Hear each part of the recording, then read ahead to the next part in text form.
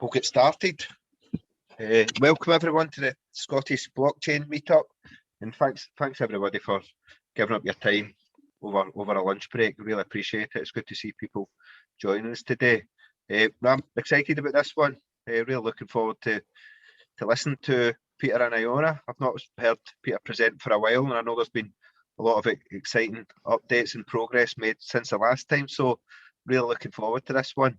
And with that, I'll hand it over to you guys. Just to right. Thank you, Michael. The way. Thank you. Okay, so I'm Peter Ferry. I'm the CEO of SICCAR, and today, for this little lunchtime interlude, we've got about half an hour with you, a presentation, and some time afterwards for a few questions, hopefully, where we're going to talk about DLT, distributed ledger technology in action in public sector use cases, if I've remembered the advertised title of the talk correctly. So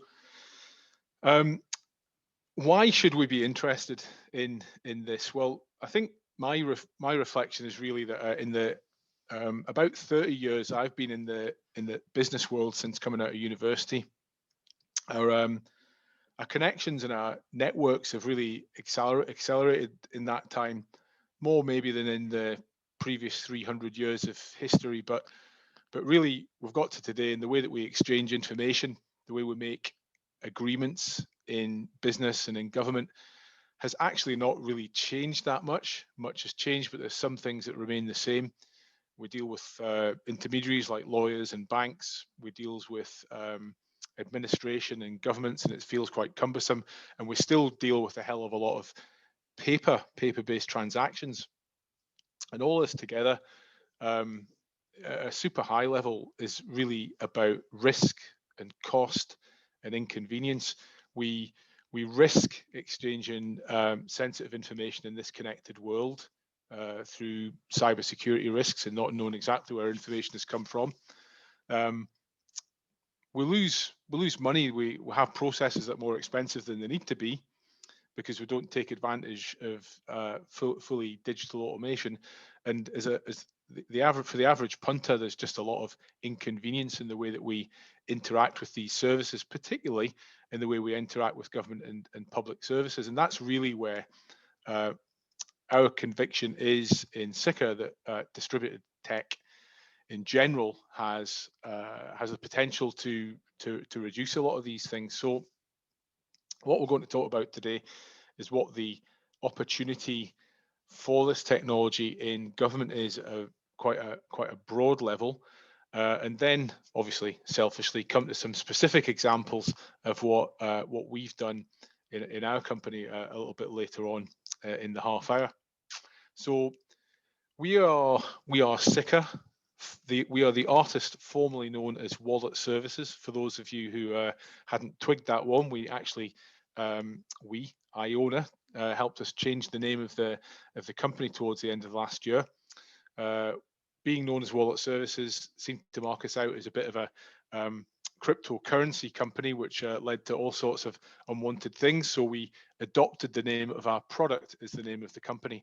And we've been working across multiple sectors over the past several years. Since 2016, we've been in oil and gas. We've worked mostly in public sector, but we've also been in renewables, property letting, farming, and our background is really as enterprise technology people. We know that managing data is really difficult, but doing it securely across and between organizations is incredibly difficult. So we want to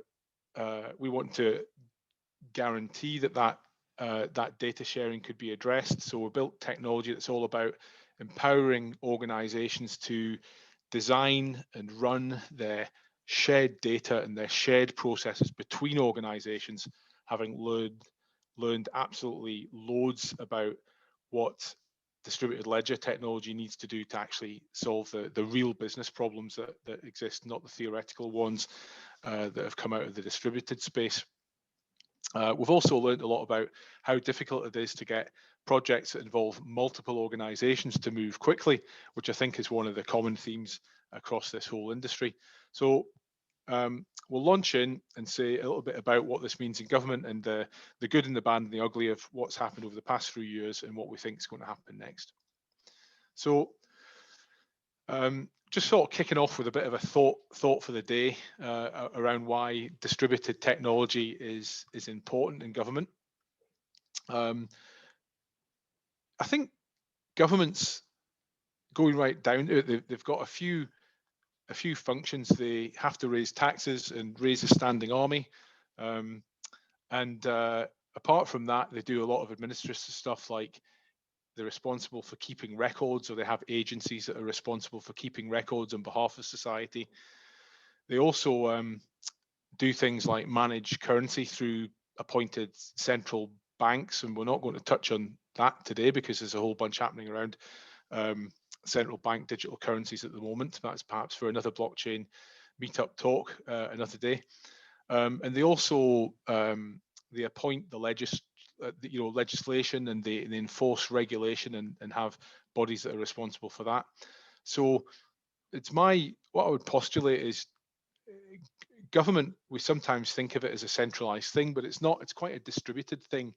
And the gentleman in the picture here is Alexander Hamilton, Scottish bloke, who 250 years ago, when he popularly feted as the father of the US Constitution, that was all about distributing power to amongst peers through systems of voting and using the rules, the checks and balances that we've heard a lot about in the departure of Donald Trump in the States, between those checks and balances between authorities, the executive, the treasury, and the judiciary, and so on. So that's my philosophical thought for the day. And I can recommend watching the Hamilton musical on the Disney channel, because you can get a free subscription to it at the moment. So that's one to think about. So when I use the term government, I'm actually meaning something more broadly. I mean the institutions like the central government agencies that we probably think about, but also the administrative bodies of local government, the councils, and the wider environment of institutions and organizations that support public services. So, specifically health and care and education.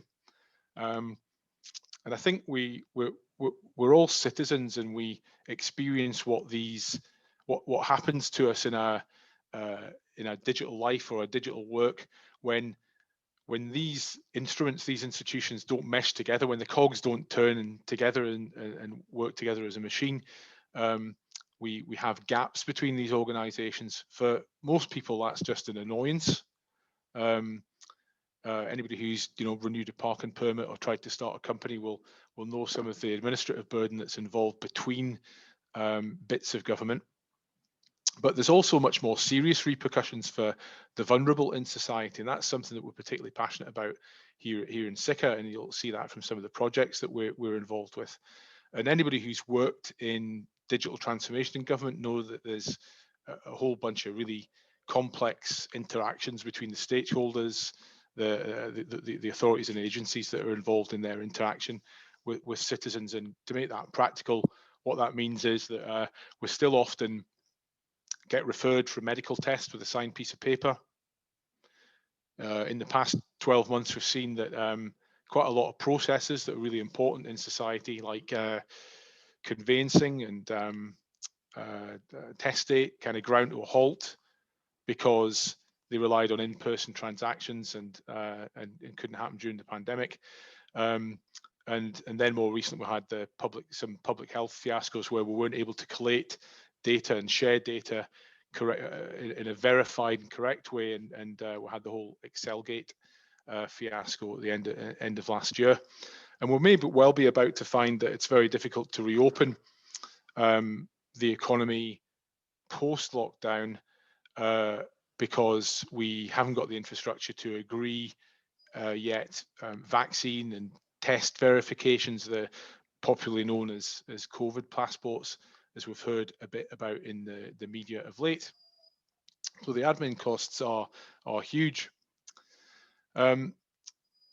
So just to kick things off, just some kind of common definitions These are actually taken from a publication of about a year and a half ago, the Blockchain for Digital Government publication from the European Commission's Joint Research Centre, slightly paraphrased, and that report I'll refer to a little bit later on.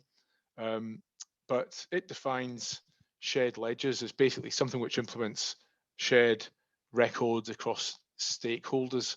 It's actually, we think, more useful to call these things shared registers, because the word ledger infers double entry bookkeeping and financial data. Actually, we're referring to all types of data here, and sensitive data. These ledgers are very useful things because they give us a single version of the truth, but there's a bunch of issues that we have to address to make them useful. They have to address things like the double spend problem. We have to address the fact that people may be tempted to tamper with them. As anybody's would have seen over the past, in the first lockdown, when we were asked to log our name and contact details when we entered a restaurant. We have a shared ledger, but it was vulnerable to privacy concerns, and it was vulnerable to some of the data being obliterated if you want to nick a page and steal people's telephone numbers from those things that you were filling in. So these shared ledgers have to address what's sometimes called the Keanu-Reeves problem. To be shared, they have to constrain bad actors. That's my prepared joke for the day. So it's that's the definition of a shared ledger. But moving on, distributed ledgers, distributed registers are enabled amongst a network of stakeholders. And in the majority of public sector work that we'll talk about in a moment, they've used permissioned ledgers, where what can be done in that shared database and who can do it are constrained, just like in most in the way that we anticipate that government would work. And there are many protocols and platforms to which are part of this broad category of distributed ledger technology, and they vary in ease of use, ease of integration, and what bit of the cross-organization collaboration problem they actually address. And then finally, we look back in time. It was actually 13 years ago now that public blockchains effectively came into being with Bitcoin, and they refer to the linear audit trail with the compounded proofs that allow a global scale public network to remove the need for a trusted third party.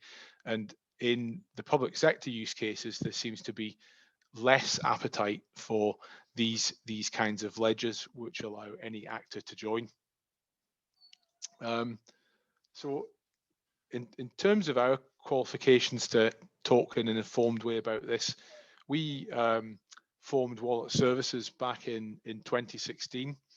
And we, as I said, we worked across multiple markets, and our company was really born out of that frustration about the gaps in government, and that allowed disadvantaged people and administration to fall between the cracks of these organizations. We really wanted to do something about that. So in 2017, we presented to the Scottish Government Digital Directorate a digital license prototype, which kind of catapulted on the world stage. It won the Global Tech for Integrity Award. So we had to go to Washington, DC and get a prize from Christine Lagarde, which was all very nice. But we moved on, and we shipped our MVP of the SICCAR platform in late 2017, which has subsequently been used by the Local Government Improvement Service, Digital Health Institute, NHS Lothian, Scottish Rural College, and latterly the Student Awards Agency, and a bunch of other private sector customers. But that took us on to the Distributed Ledger Technology and Public Services report. We received a commission from the SG's Digital Directorate to basically interview a number of Scottish Government agencies around potential distributed tech use cases and connect up to what was international best practice at the time and prepare a report which you can still download on the Scottish Government website. And really out of that, our recommendation was that across government there was a coordinated approach in Scotland to evaluating some of these technologies and educating people in how they could be used. We identified some particular use cases as well. And in summary of the findings, we spotted some, well, what we called at the time transformative themes, and learned from the big experiments that were going on in other global governments at the time, such as what the World Food Programme were doing around orchestrating aid, this kind of streamlined collaboration use case around cybersecurity and cyber resilience. And at the time, some of the big use cases were from IBM and Maersk around their trade lens application, which kind of showed that in distributed tech, maybe a dominant shipping company and a dominant IT services provider were not the best pairing for that distributed approach. And then identified other use cases more closer to government, such as in privacy and confidentiality, and how citizens could be enabled with data ownership, name checking the what probably continues to be one of the larger scale implementations around Estonia's implementation of the KSI blockchain. And finally, things like asset registration, and at the time, the Swedish Land Ownership Authority, Landmateriat, I think it was called, were implementing blockchain-based digital property transfer process. And really, we identified in our report a set of issues which are not substantively changed to today, which is this is a very broad category of technology. There were a few industry standards defined at the time. That's made a bit of progress, and very few live production use cases. Moving forward, the report I referred to earlier on in this presentation was from the European Commission, who've invested quite a bit in investigating DLT as a tool to enable collaboration across the member states. The European Commission set up the European EBSI, the European Blockchain Services Infrastructure, which was intended to be a regulatory sandbox and actually get up and running a number of trusted blockchain applications, and its work continues. The report was able to see some of the results of those early DLT and public services proof of concepts a year or more in, and its conclusion was that they saw more mature implementations in kind of notarization, for example, in reusing public ledgers to publish the output of another process in an immutable way. They found that many of the proof of concepts were additional layers on top of existing technologies, and they kind of concluded that although there was promise here of DLT delivering much better process efficiency, improved record keeping, better improved citizen UX, citizen experience, it really wasn't yet a transformative or a disruptive technology for the public sector. That had yet to be proven, and it hadn't threatened public institutions' role as a kind of man in the middle, as the intermediary at that point. So the promise had yet to be delivered. And then moving forward to last year, another landmark report that kind of appeared in the middle of last year was from the OECD. And its message was really, don't believe the hype here. We're now getting to the point where there's some peer-reviewed empirical analysis of the outcomes of some of the 3 years or so of proof of concepts and pilots.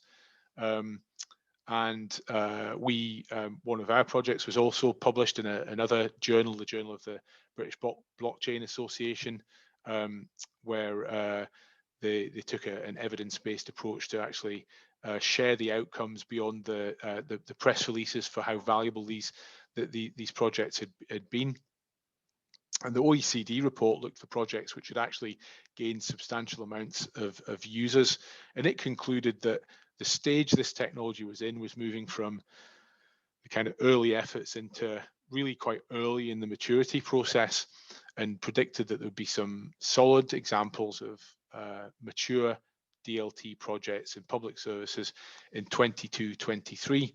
So that probably gives you an idea of where this tech lies in some of the government use cases, and it probably reflects what we see in some of our use cases, which we'll talk about later.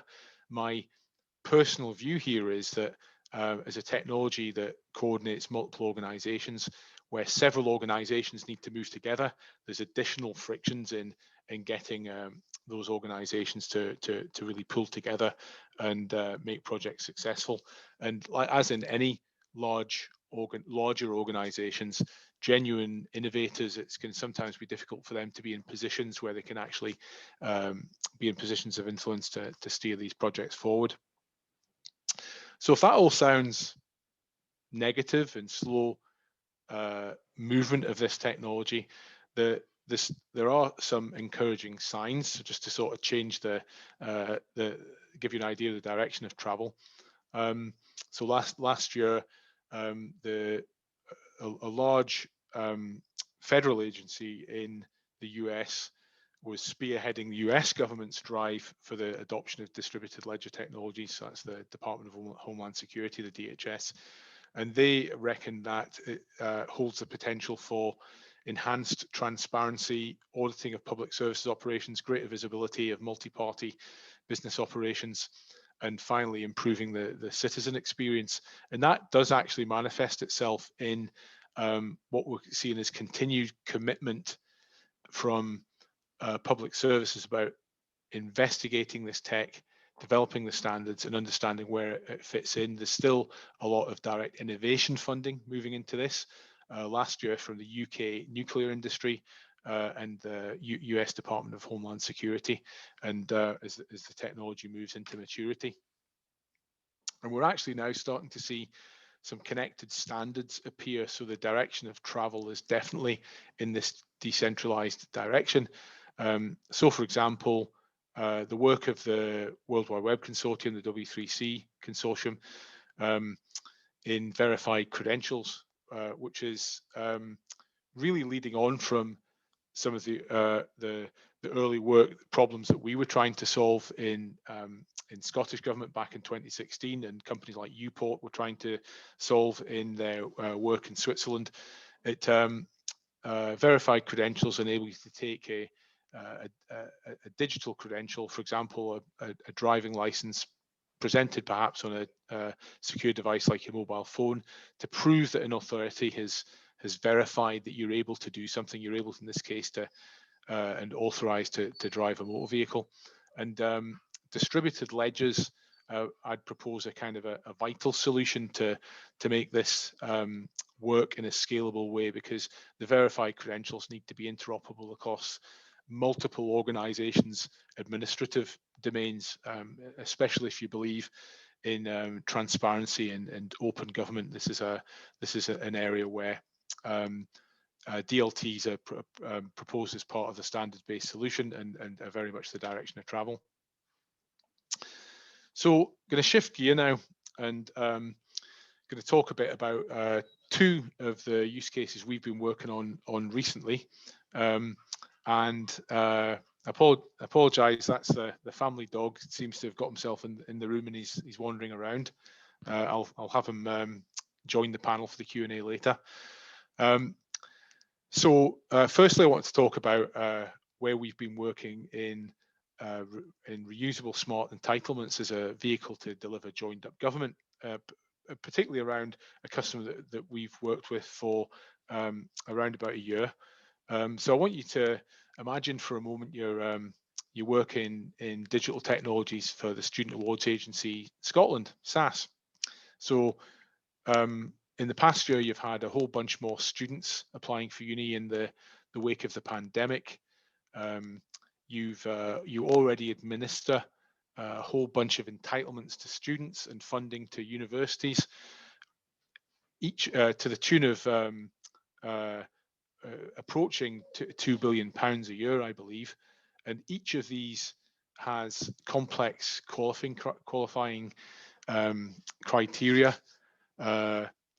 which has detailed governance involving local authorities, councils, universities, student loans company, other government bodies that are involved in making sure that these entitlements can, all the checks and balances have been carried out to work out that they can be delivered.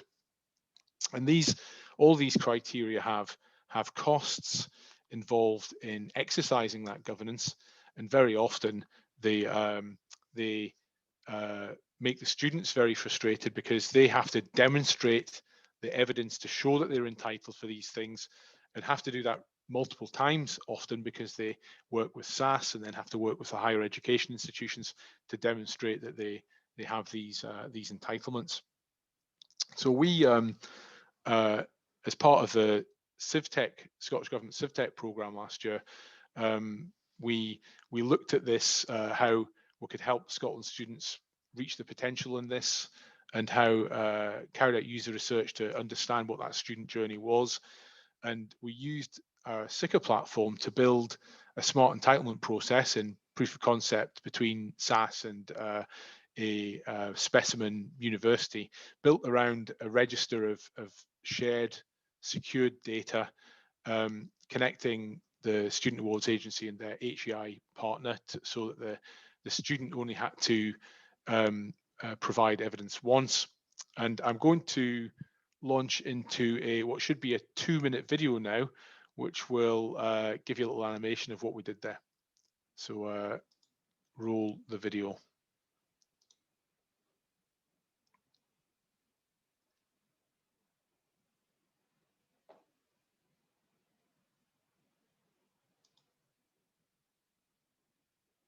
There are over 14,000 looked after children in Scotland.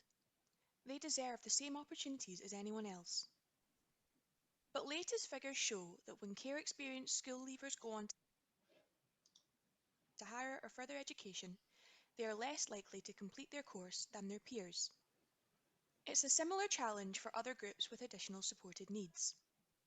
Take Ben. Ben is a care experienced school leaver who has just been accepted to university. He's entitled to a range of additional support services from a number of different organisations to support him through his studies. But to receive the support, he must fill in more forms and provide more evidence of his individual circumstances. And this experience has been described as disconnected, frustrating, and intimidating. So how can we ensure Ben has access to all the funding he's entitled to and deliver a seamless experience? The Student Awards Agency for Scotland, higher education institutions and SICCAR are working to make access to support for students stress-free and non-intrusive. Ben has to provide his evidence just once. The evidence of his circumstances is then verified and secured in his digital wallet. Based on Ben's circumstances, he can be guided towards other support services he is entitled to, and the process of accessing the support is streamlined using the evidence already secured in Ben's digital wallet. Everyone wins.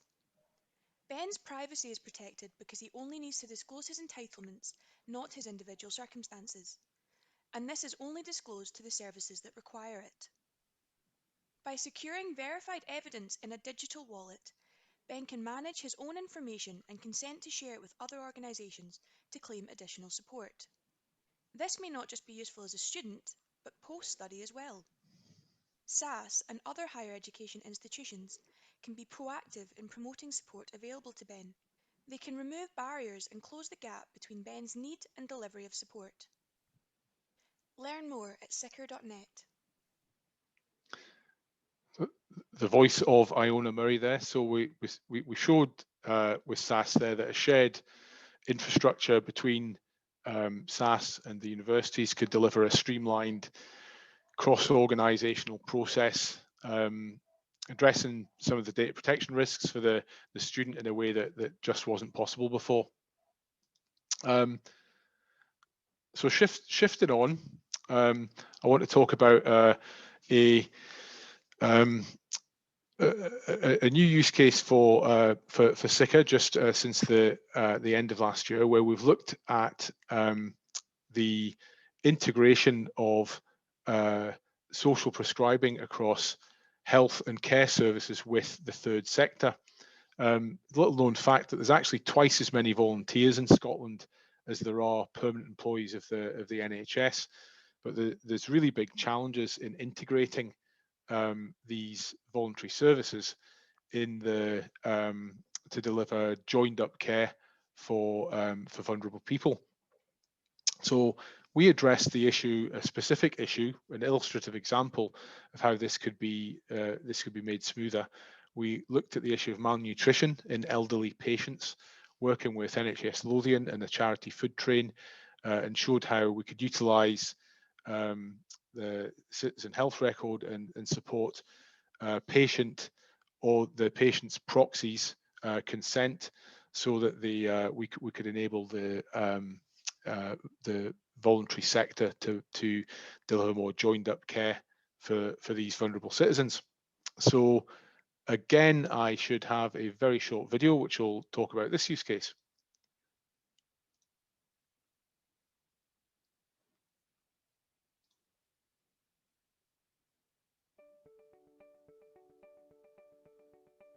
Well over 1 million people aged over 65 are at risk or suffering from malnutrition in the UK. At the last estimate, the cost of the NHS was around £20 billion per annum. This condition cannot be fully treated in hospital, and so is an ideal opportunity to arrange support services from the voluntary sector on discharge from hospital. But making this arrangement is not currently straightforward. A trust platform is required to allow citizens to share sensitive information with health, statutory care and voluntary sector providers. Take the example of malnutrition sufferer Mary and her dietitian Julie, who has used the Malnutrition Universal Screening Tool Score, MUST score, to diagnose Mary's condition. Before discharge from hospital, Julie finds a certified voluntary sector service provider for Mary. She works with Mary to complete the necessary application form and store her information in a safe and secure digital wallet, which allows the service to be initiated.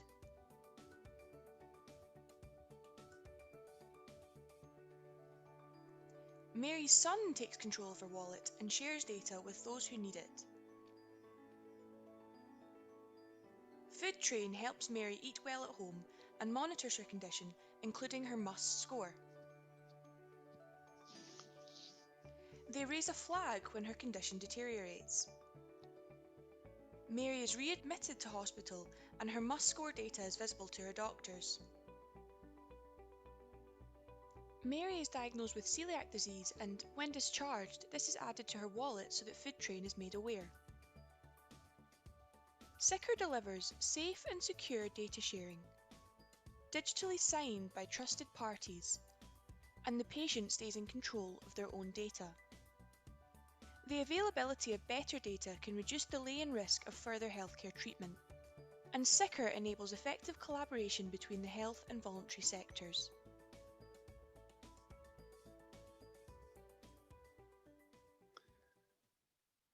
So that blueprint that we developed is really about showing how our platform SICCAR and distributed ledger technology can be used in the referral process when a hospital discharge happens into the third sector. It's a really common thing across the health and social care, and the consequences of being able to make that process smoother are that you potentially unblock many bed resources in the health sector. We're taking this work forward, and we're looking at how we can standardize the minimum viable data sets to allow this referral to happen. and but from referrers such as local authorities into the third sector.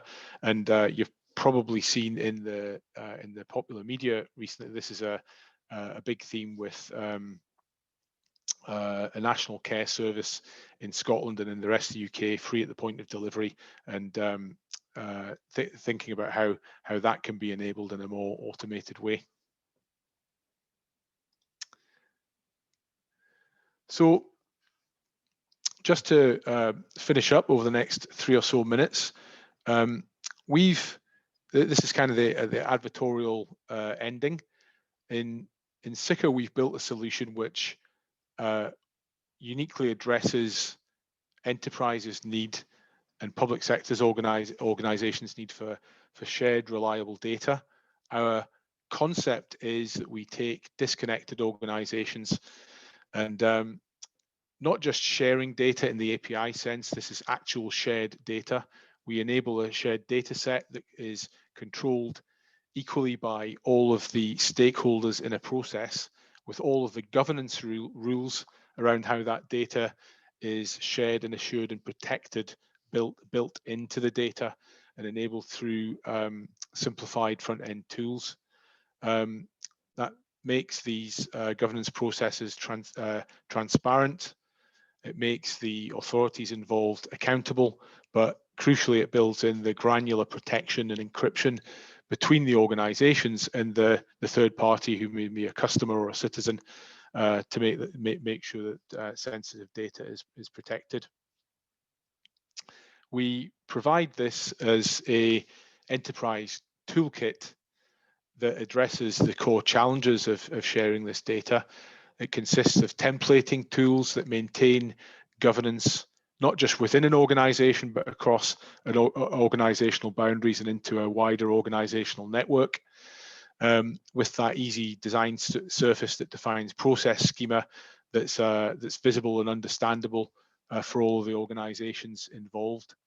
So it represents a simplification of distributed ledger technologies value, deploying a core digital register as a node in each enterprise to allow the creation of multi-organizational networks, and providing really a simplified cybersecurity control that delivers not just the integrity component of DLT, but also can address confidentiality and availability, making sure that information is made available and that isn't an attack vector.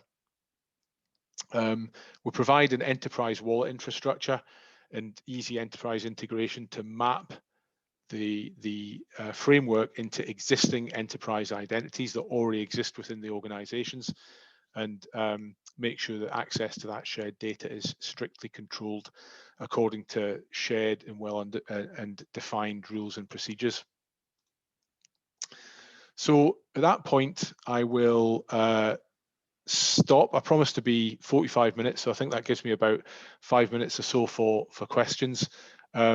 You can learn more at SICCAR.net, and my contact details are on the screen. But at that point, I will pass over to Iona to chair any questions incoming from the audience. Yes, hi. I'm just thinking I might do a side gig of being a voiceover artist after that. So first off, but I think you kind of mentioned this a bit when you talked about SICCAR as a platform.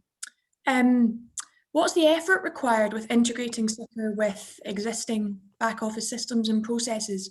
Or can you explain how we would start to, deploy SICCAR in an existing system? On a roadmap, we have an easy integration infrastructure kind of on the way. Most of our deployments at the moment have been taking advantage of front-end web applications to enter the data. But our intent is to take advantage of common enterprise data ingestion tools to get the data into the SICCAR platform and drive it into the design surface that we use to define processes for how that data can be managed.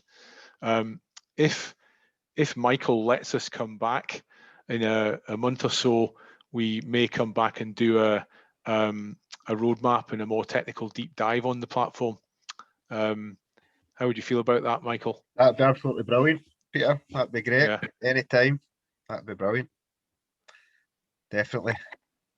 Okay, so this is interesting. How many different distributed actors are needed to achieve the can't be tampered with benefit? For example, if it was just the government that held the ledgers, would it still be classed as trustworthy? Yeah, so I think there's kind of short and long answers to this. I think the minimum we would advocate is 3 nodes, but obviously the trustworthy nature increases with the number of nodes involved in the network. But our approach is to enable rapid time to value, and we think that a lot of these use cases, given the state of distributed ledger technology, are about getting the thin end of the wedge, improving the value of these distributed technologies in perhaps a small way, in a small network, and then growing it out once that value is proven. Okay. Thank you. Next, do you think a vaccine passport is the killer use case blockchain has been waiting for? I think that it's certainly the killer use case for distributed technologies in general, and it's something that we've been giving a lot of thought to. When you look around the world, there's obviously been a lot of work from existing governments and organizations looking at how vaccine, or not so much vaccine, but all of the factors that bear in how you manage viral pathogen. So that includes things like testing, efficacy of different tests, stage of vaccine, what kind of activity a citizen might be wishing to partake in, where that citizen is in terms of the stage of the epidemic stage in that region. So I think there's quite a lot of complexity there that maybe some of the early thoughts on this don't fully address. But I think in the medium term, to return to some kind of normality where we can manage access to public spaces, communal spaces like restaurants and in the travel industry, then this technology's absolutely got a role to play. There's probably been about 4 or 5 different initiatives around the world that I'm aware of that all involve the common factor is that they involve some form of distributed ledger technology in addressing this problem. So I think it's definitely something to look out for. It's sort of, I think we talked about it before, it's kind of coming of age now that yeah, even more so with pandemic. So if there's any more questions, please submit them. I think Dave asked about if we've got a white paper about technical architecture, we can definitely share something, and Peter had mentioned maybe doing another more technical presentation at the next meetup, which would probably cover a lot of that. So should I close it up then, Iona? If there's no more questions, if not, we can always take it offline, and it's peter@siccar.net and iona@siccar.net, and please do follow us on social. So I would absolutely love you to get in touch.